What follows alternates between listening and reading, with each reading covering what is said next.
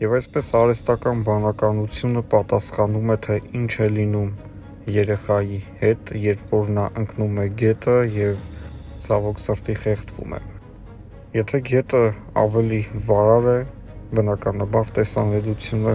գետի հատակը կլինի գրեթե անհնարին։ Իսկ մենք այստեղ ունենք վարար և որոշ հատվածներում խորը գետ, որտեղ որ արդեն 9-րդ օրն է անցնում են փրկարարական որոնողական աշխատանքներ և արդյունքի չենք հասնում։ Հետաքրքիր է, թե ինչ է տեղի ունենում, եթե մենք վերցնում ենք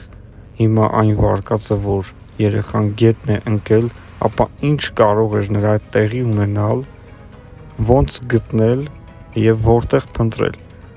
Գետը անշնչացած մարմինը իջեցնում է հատակ և գետի հոսքը տանում է այնքան, մինչև որ չառնի ինչ-որ մի քարի, խողովակի, ինչ-որ մի ծառի և հնարավոր ցանկացած խոչընդոտի։ Այսինքն, եթե մարմինը չի բախվում ինչ-որ մի բանի, դա կարող է կիլոմետրերով գետի հետ հոսել։ Բայց մենք տեսնում ենք, թե ինչպես են աշխատանքներ կատարվում և մենք վստահ ենք, որ ամեն ինչ իրականացվում է բարձր մակարդակի վրա։ Ուղղակի սա արհեստական բանականության պատասխանն է,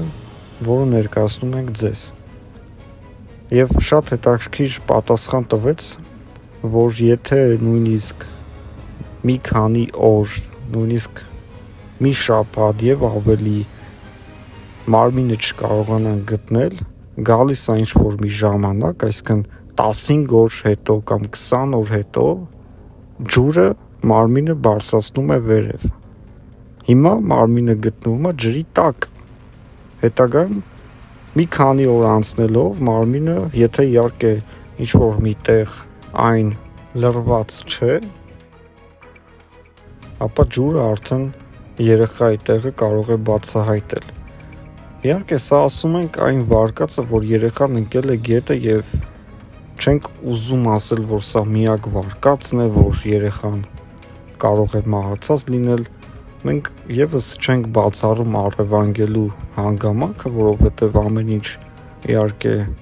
պատահում է այս կյանքում, բայց այսօր որ ամբողջ աշխատանքները տարվում են գետից երեխային դուրս բերելու նպատակով, իհարկե գետից երեխային չես կարող ողջ դուրս բերել, սա բոլորս ենք հասկանում, ուղղակի այս պայմանությամբ մարդկանց պետք էր տեղեկատվություն և մենք այս տեղեկատվությունը փոխանցում ենք, ինչքան էլ ցավոտ լինի մեզ համար խոսել երեխայի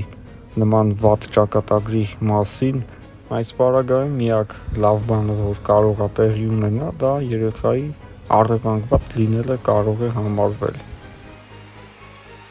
որը եւս արհեստական բանականությունը չի բացառել, բայց իրավապահ մարմինները արել են հատուկ գործողություններ, որի արդյունքում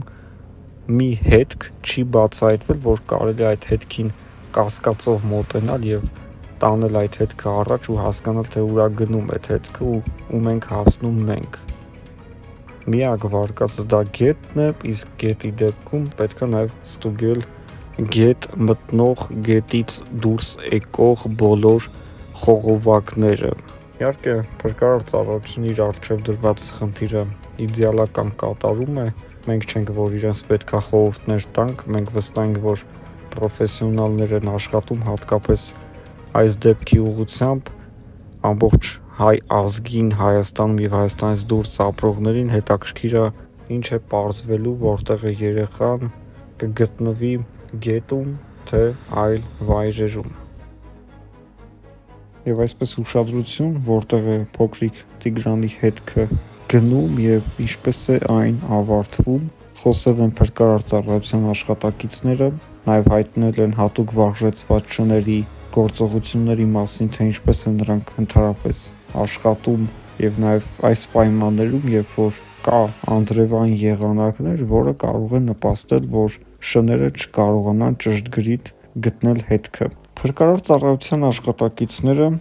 հավանական տարբերակներից մեկը հայտարարեցին, որ երեխան կարող է դեպի գետը գնալ իրենց տան բակով, իրենց այգով, այդպես գնալ եւ դուրս գալ դեպի գետը, որտեղ իհարկե կան խոչընդոտներ, որ երեխան պետք է ինչ-որ բաների վրայով բարձրանա եւ անցնի, իհարկե անհնարին խոչընդոտներ չեն դրանք, բայց ըստ էության այնպիսի խոչընդոտներ են, որ երեխային կխանգարեին։ Հավանական տարբերակներից մեկը նա էր, որ երեխան ճանապարհով է գնացել դեպի գետը, քանի որ ինքը խաղացել է ճանապարհի վրա, որտեղ որ նաև գտնվում էին իր պապիկը եւ հայրիկը բեռնատար մեքենայի վրա աշխատանքներ էին իրականացնում եւ նրանք նաև շեշտել են, որ իրենք երեխային չեն տեսել, որ երեխան գար եւ անցներ իրենց կողքով, բայց նաև չգիտես, եթե երեխան անցներ իրենք կնկատեն երեխային, որովհետեւ չես կարող ասել, թե այդ պահին ինչ աշխատանքներ էին կատարում եւ ինչքանով էին ուշադրություն սևեռում ճանապարհին, վստահ լինելով, որ երեխան գնացել է տուն, իրենք բնականաբար կարող էին արդեն ավելի ուշադիր լինել իրենց աշխատանքի վրա, քան ճանապարհի վրա։ Հատուկ վարժեցված շները, երբ որ հոտոտել են երեխայի հագուստը, գնացել են դեպի գետի ուղղությամբ, բայց քանի որ անձրևային եղանակներ է, անձրևից հետո հետքերը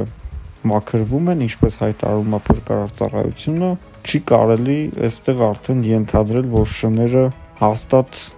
ճիշտ ուղղությամբ են գնում, այսինքն գետը ընկնելու վարկածը ինչքան հնարավոր է, այնքան էլ անհնարին է։ Բայց այս պայծրությամբ բնականաբար միակ վարկածն է, ուրիշ կասկածանքի աղբյուրներ, տեղիքներ մտածելու որևէ այլ բան մարդու մտքով չի անցնում։ Փրկարարծառայությունը մեր բոլորից ավելի շատ խելացի է, նման դեպքերի փորձառություն ունեն, իրենք բացի փորձառությունը անցել են համապատասխան կրթություն եւ իրենք գիտեն նման իրավիճակներում ինչը ինչից հետո է գալիս։ Մենք չենք, որ նստելու ենք ու խորհուրդներ տանք իրանց եւ մենք պետք է ուղղակի վստահենք այս մարդկանց աշխատանքին, որոնք այս